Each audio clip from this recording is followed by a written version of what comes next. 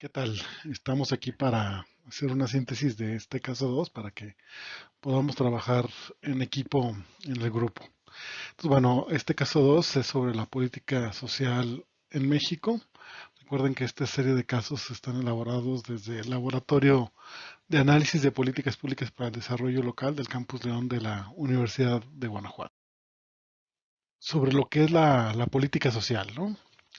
Una definición básica de lo que es la política social, de acuerdo a lo que dice ahí, pues bueno, es una acción del Estado, del gobierno en particular, que articula saberes, normas, resoluciones administrativas, instituciones, organizaciones sociales y experiencias individualizantes que funcionan como un dispositivo estructurante de la acción social desde la óptica estatal y que en conjunto permiten al Estado intervenir en los procesos autónomos de organización social.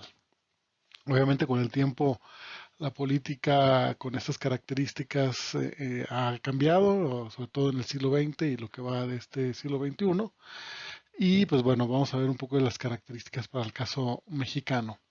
Las políticas sociales pues forman parte de lo que, bueno, en el siglo XX se le llamó el estado de bienestar, donde básicamente se abarcan varios temas, ¿no? Desde los programas sociales directo a que se da a la sociedad, sobre todo con la idea de apoyar a los que menos tienen, pero también incluye las políticas de salud, las políticas de seguridad social, de vivienda, hasta educativas, ¿no? La idea que obviamente con un planteamiento de política pública integral, pues incluya varios de estos componentes como una política general del gobierno.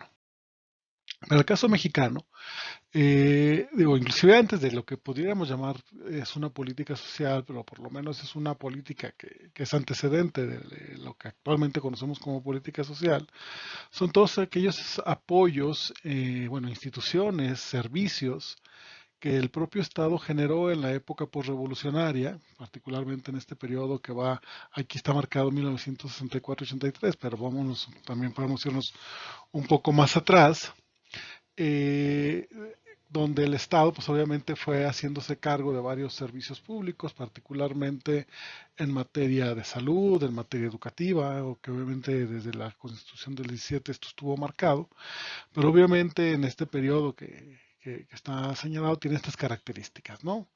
Obviamente surge de la movilización de la población, sobre todo de los sectores como eran entendidos desde la política eh, pues clientelar del Estado configurado con un sistema de partido único, ¿no? Constituido en sectores y que de alguna manera trataba de ser una correa de transmisión entre el gobierno y esa sociedad organizada en sectores gremiales, particularmente campesinos, obreros y sectores populares, y que en este caso, incluso aunque sea de manera informal, el propio partido de Estado pues intervenía, ¿no?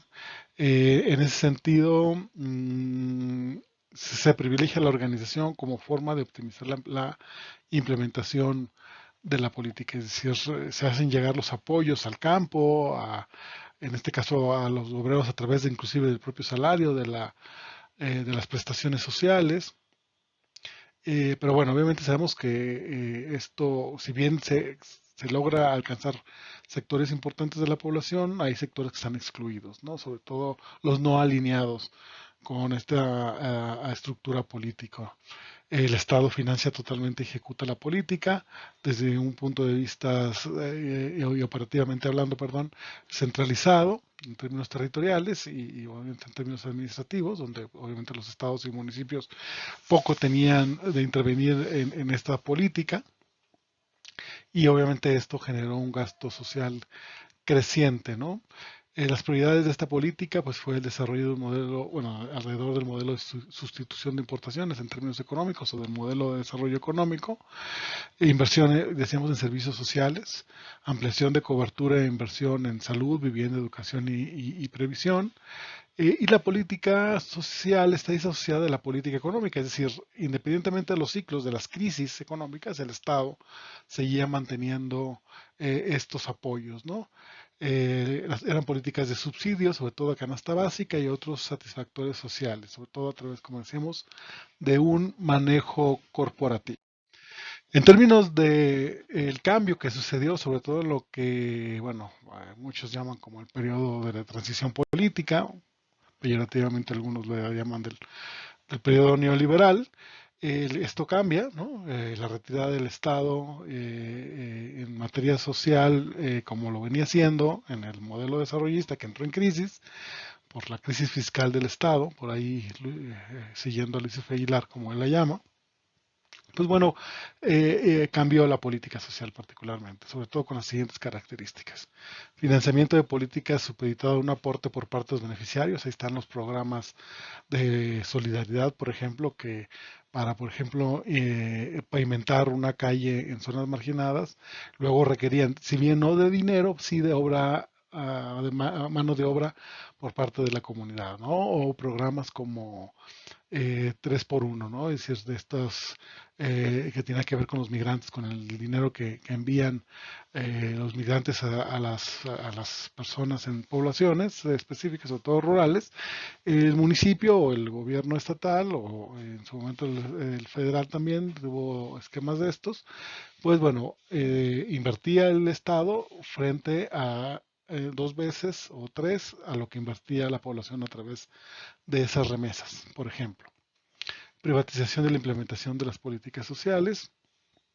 Si se creó, si bien una secretaría como fue la Secretaría de Desarrollo Social, luego generaba sobre todo de alguna manera la necesidad de apoyar para hacer llegar muchos de estos programas, sobre todo organizaciones sociales, las ONGs, por ejemplo, el tema de las guarderías, ¿no? Las guarderías que se establecieron en el país eran empresas, organizaciones sociales que recibían subsidios por parte del Estado para funcionar, ¿no? Por ejemplo, en el caso del IMSS, ¿no?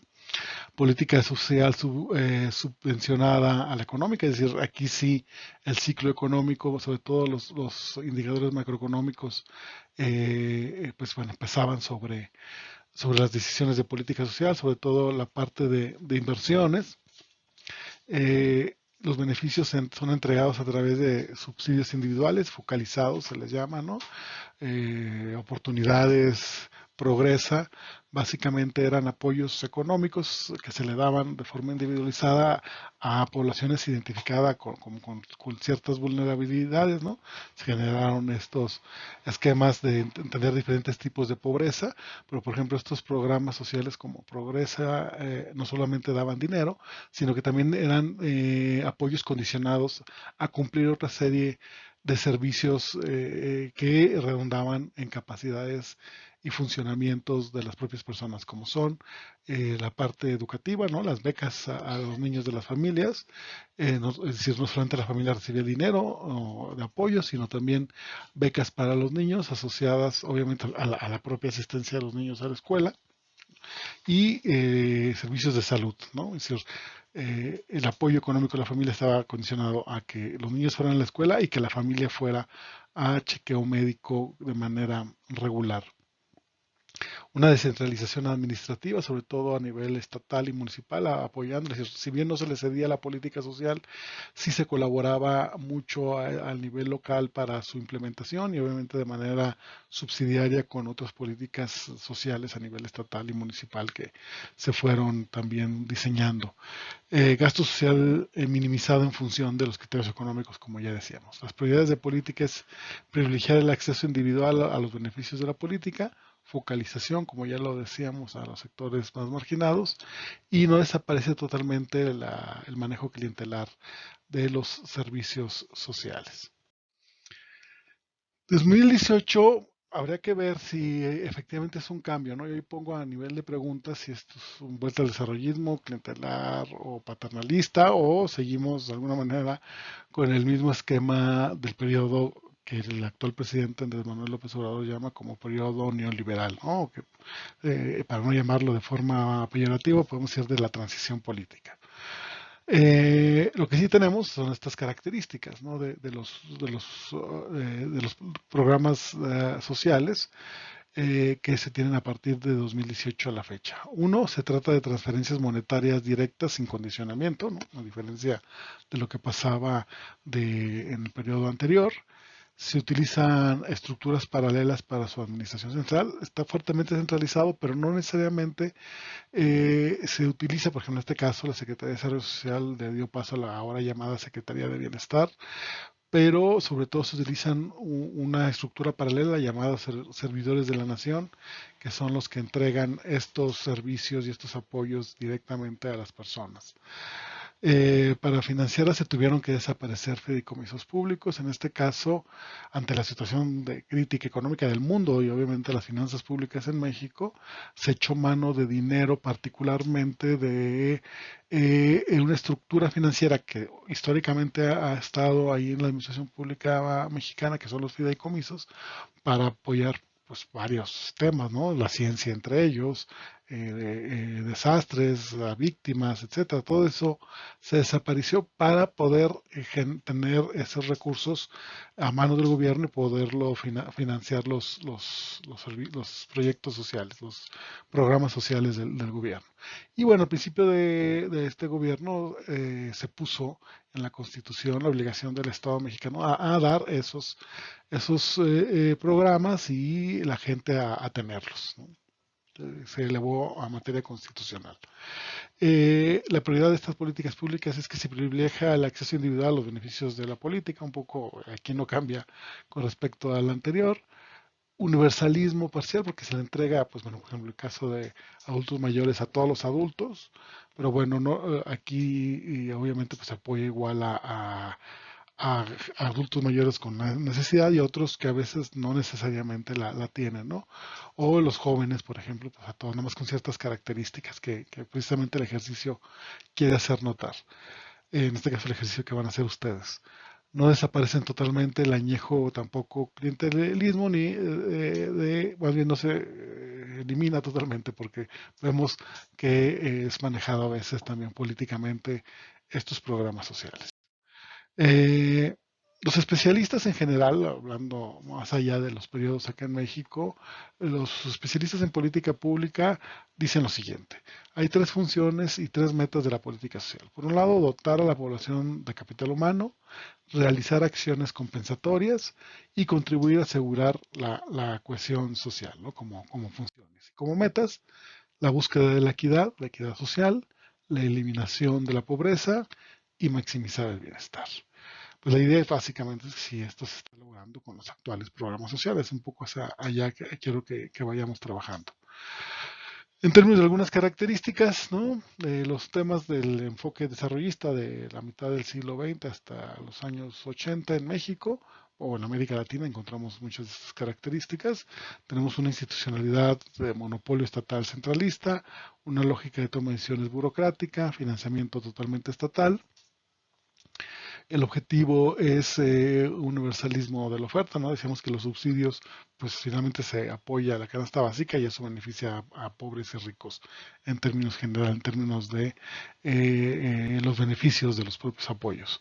En ese sentido, que más se beneficia es la clase media, más que los más pobres. En la parte neoliberal, o el periodo de transición política, la institucionalidad es más bien una prioridad de actores buscando la descentralización en la política, lógica de toma de decisiones por proyectos, el financiamiento es mixto, sobre todo subsidio a la demanda, el objetivo es un universalismo de satisfacción y la población objetivo son los más pobres.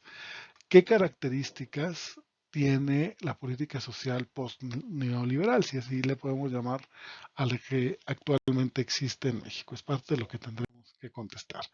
En ese sentido, bueno, les pido leer esta nota, les dejo el link ya sea en la plataforma Moodle o en el Teams y ustedes elegirán uno de los programas sociales actuales y lo describirán en función de las preguntas que les dejo en este material. Muchas gracias.